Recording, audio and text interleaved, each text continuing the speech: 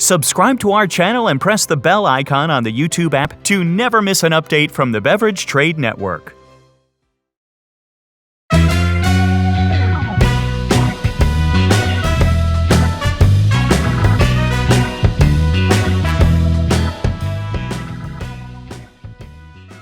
So my name is Greg Sherwood, Master of Wine. I am the Senior Wine Buyer at Handford Wines, based in South Kensington. And we're in our 30th anniversary this year, so a special year for us. Premium retail, quite a bit of private clients, a bit of on-trade, covering a lot of bases, but over half the wine we sell is French, but very strong categories, obviously from Italy, South Africa, Spain, USA, and a lot of kind of other regions. But pretty much premium retail is our kind of day job, but we do a lot of private client work as well.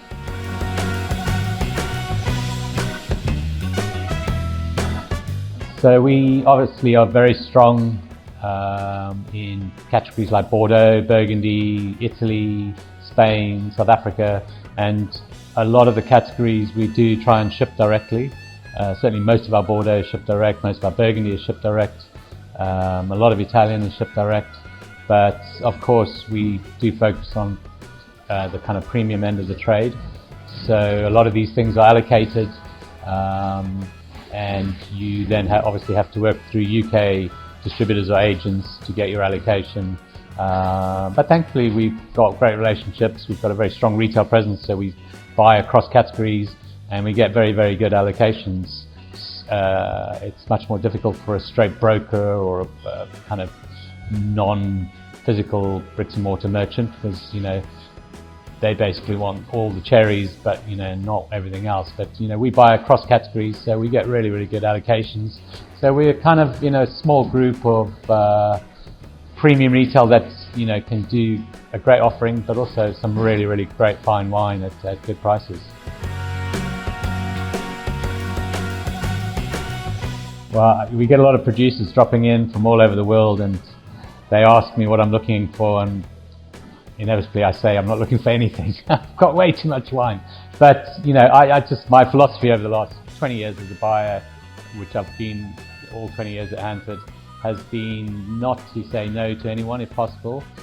Keep an open mind. You never know when that next great thing's going to kind of tap you on the shoulder. Sometimes things come along and they just seem too good to be true, and sometimes they are, sometimes they aren't. And then next thing you know, you've got a wine that you're shipping a pallet of every month or two, and it's one of your best sellers. So often you look back in hindsight of how you found those wines, and often they were that slightly annoying salesman that just said, I'm in the area, can I drop a sample for you, or can I just taste the wine with you? And if you are pedantic and say no and kick them out,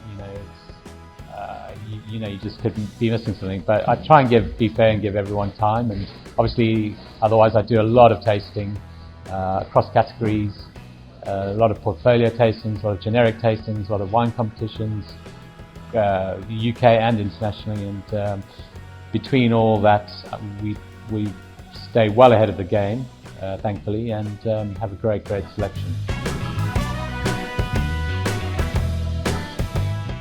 It's such a congested market. There's not many holes, there's not many gaps. I think with certainly the last year or two, with there's a real kind of pressure to try and find a bit more kind of good value wines and high quality wines, and for us that would be anything from £8 to £15 is value. I mean, that may be super premium for some other retailer categories, but certainly for us kind of that would be our kind of good value range. And finding high quality from small growers who have a story with real integrity is a real challenge.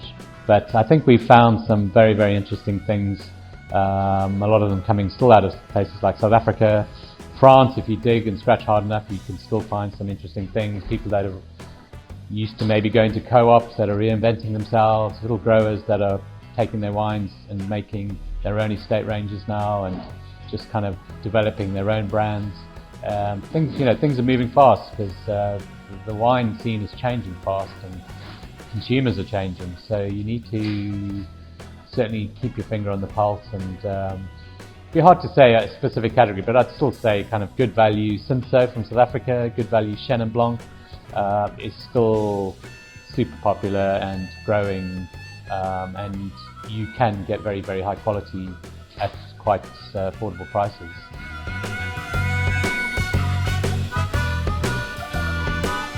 Marketing for us is doing a lot of tastings, opening a lot of bottles, connecting with the consumer, pressing the flesh, chatting to our people, talking to them what they're enjoying, what they're drinking.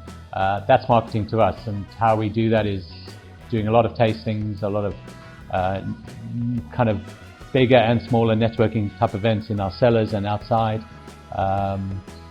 And certainly from my side, you know, there is certainly a strong social media element which has grown over the last few years of my personal kind of, people know I work for Hanford, I'm kind of part of the kind of furniture there, so kind of being active and being out and about in competitions like this, in other competitions, at a lot of tastings, seminars, masterclasses, just being out and about and kind of earning your kind of stripes, I think, and then communicating that to your consumer base, either individually or individually with Hanford brand, I think has been very helpful. But I've been at Hanford so long now that it's kind of, the two are, you know, my personal brand and the Hanford brand are kind of one and the same, so it's very helpful. So and then having integrity and, you know, people believing in what your selections are, why you buy things and why you sell things, and the hand sell,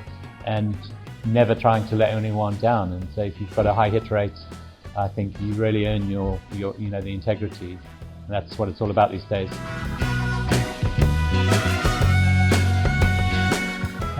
You know, the world, I judge many competitions around the world. I try and limit it to what I feel are competitions that connect with the consumer. So there's a lot of competitions for the sake of competitions, which are very trade orientated.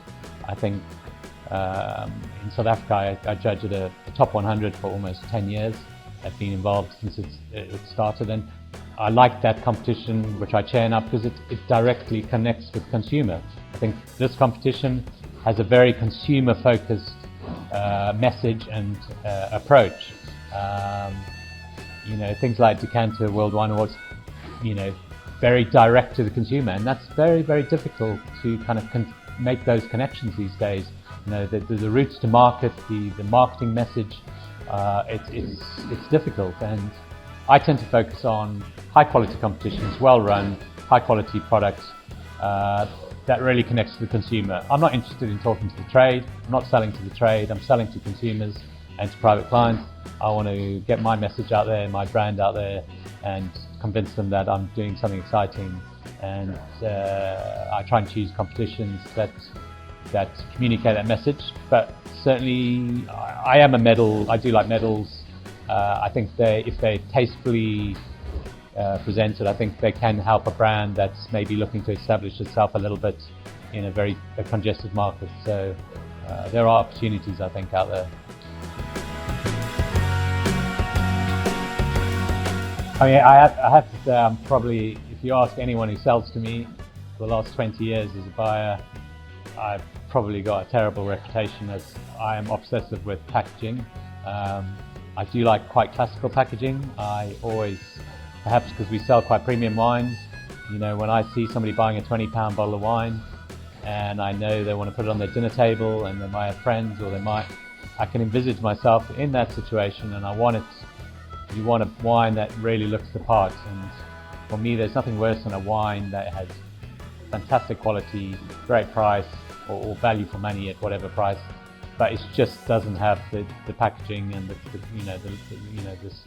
a bad label costs just as much to design as a good label. A bad label costs just as much to print and to envisage as a great label, and it really grates me when people just can't complete that final part of the jigsaw. So for me, packaging is massively important, and you know, if the branding and the packaging can tick all the boxes and then still communicate the ethos and the story of the winery and what they're about, all the better. But I think it's almost as important as the quality, if not more important sometimes. But absolutely, yeah. I mean, as I repeat myself, a bad label costs as much as a good label to print and to label on your bottles. So why not make that extra bit of effort? It's not like it's going to cost you more. It's just about a bit more time and effort and sounding out what your consumer market is and what you're looking to do. So for me as a buyer, when you buy quite a premium wine and then it's got almost a supermarket style label, which just would not appeal to somebody who's looking for a 20-30 pound wine, it can be soul destroying, so it's very important. Well, as a gatekeeper, you're never going to buy a wine good, even if it's got a good label, if the quality's not there. So it's certainly, it's the first box you tick, and the next thing you look at is price and its packaging, and those three things are the virtuous triangle. And if you get them all right, unless it's a very over traded category of products, you're quite likely to have a chance with a lot of different producers. So I would say you get that virtuous triangle of quality, price, packaging, and I would say you've got nothing to worry about. Somebody will buy it, you'll sell all your wine.